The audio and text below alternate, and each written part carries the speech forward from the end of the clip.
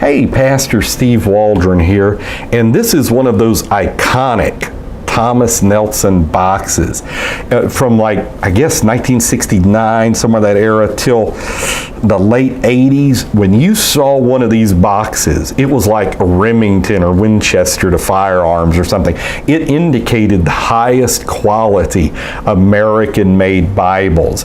And it's just so deftly understated. It had the elegance of the Bible, the gold and the ivory white here, the red stripes, and it really is a classic Bible box. I don't know how it would go today. Now this happens to be a family Bible. We're going to look at that, the Master Reference Edition. Now I bought this used. I think I paid $10, either side of $10 for this on eBay. And it's got a name imprinted on it, the Dragos. I don't really care about that. I thought it was funny, like the only Dragos I know is like in some old Rocky movie, Ivan Drago or something, which I shouldn't have watched. I'm not a Hollywood person at all. And so it's going to be about 11 inches. And I will say some of the best deals you can get on family Bibles today are used family Bibles. And so let me do it like this. And so it's about 8.5 inches wide.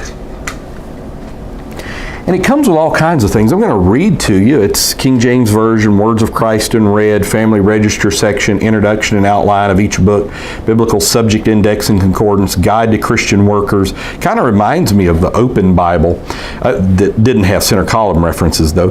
The Harmony of the Gospels, Illustrated Bible Dictionary, 32-page section of children's Bible stories with full color illustrations, Bible study maps, the time between the testaments, off-white leather flex, padded cover, velva, gold page edges, gold stamping.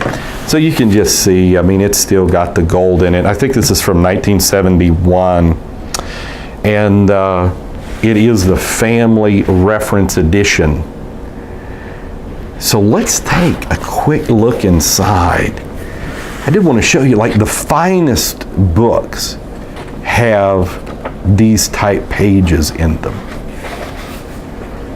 And then again, just a great, still on that type paper, family records section. I love to see the family Bibles like from the 1800s. That, this was just a prized possession of lives and deaths. So you can find these still not filled out. Births, marriages, family events. And this used to be like in every American home. I'm going to show you the cover again, just the gold gilding. I don't know how much this would have retailed for. I'm going to guess like $39.99. In today's dollars, that's probably $150. And so it has this amazing subject index concordance in the front. I think Nelson later expanded that to the cyclopedic index, and that was in what was in some of their family Bibles and of course in the Open Bible. Just so helpful. Fantastic. Like you look up Jesus, it's going to give you all these names and titles of Jesus Christ and this type thing. And then when you get to Genesis, it's going to have a great cross-referencing system, good, deep, dark print, almost no ghosting, good introductions. And we're going to look at what the red letter looked like in here, in the red letter edition. But these pages are just exquisite, because when I say almost no ghosting, I'm talking about, I'm just going to let you look again, just no ghosting really. Now one thing, I've had this to review for months now, and I have forgotten.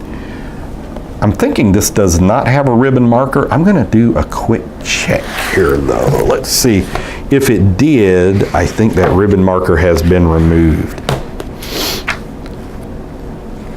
So So we'll get to the point between the testaments. The cross-referencing system is just fantastic. Also, it has chronology like Schofield does. But you can see like a Jewish calendar here. A lot of helpful information. You know, if you were to study this with your family, by the time your child got out of high school, it'd be like they've gotten almost a Bible school education. So between the Testaments, family Bible reading, the Maccabean revolt, tremendous history. Especially when, you know, why do Jews celebrate Hanukkah and stuff? Easter dates 1965 to 2000. You can see it's got like a chronology here and a harmony of the Gospels. And then a 32-page story section of Bible stories. See, that's just good stuff to have. So let's get into the New Testament. Yeah, this is my favorite kind of red letter. It's readable. You know, Cambridge makes high-quality Bibles. Now, my understanding is they're no longer producing Bibles in the UK, and that is a shame that they've turned those into flats, you know, apartments, their former printing houses. But they came out with some almost unreadable red letter several years ago. This is fantastic red letter.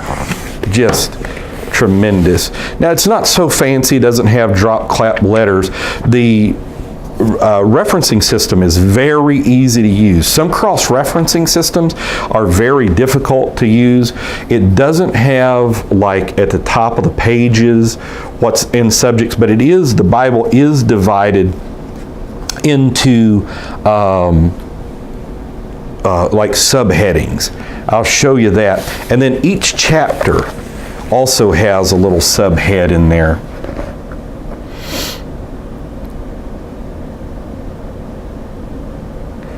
Now we're going to look a little bit at the referencing system as well. You see some of those subheadings. It does have like a lettering system, so that takes away from the readability sometimes in the text. Look at this. Oh my. You know, before there were photographs and things, the greats, they made all these paintings of Jesus. Look at that.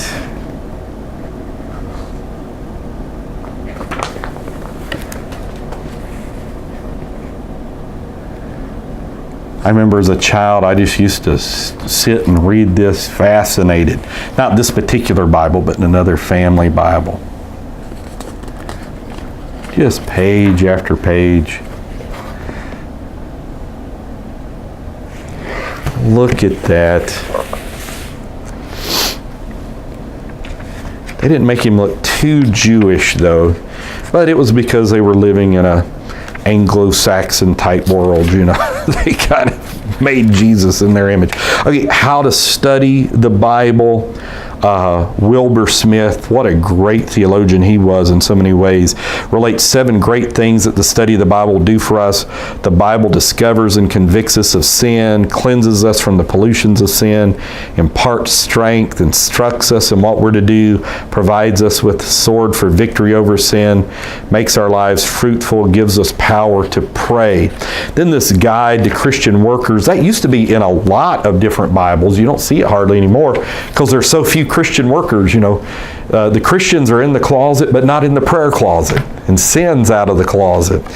And a little dictionary. I'm going to assume this dictionary is going to be of a conservative bent. This is neat, like Nicolaitans, the name of the sect of the Gentile Christians in Ephesus and Pergamum, who rejected the decision of the Jerusalem Council with regard to food and its prohibition of unchastity. So, excellent little illustrated dictionary. Show you that.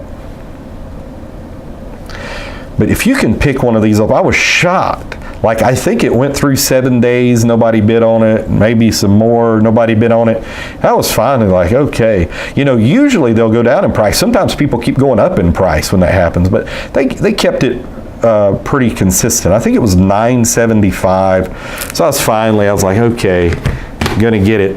The Holy Bible Family Reference Edition, Thomas Nelson. Pick one up if you can. Let's pass down. It's my goal. I want to see every person on earth get a Bible.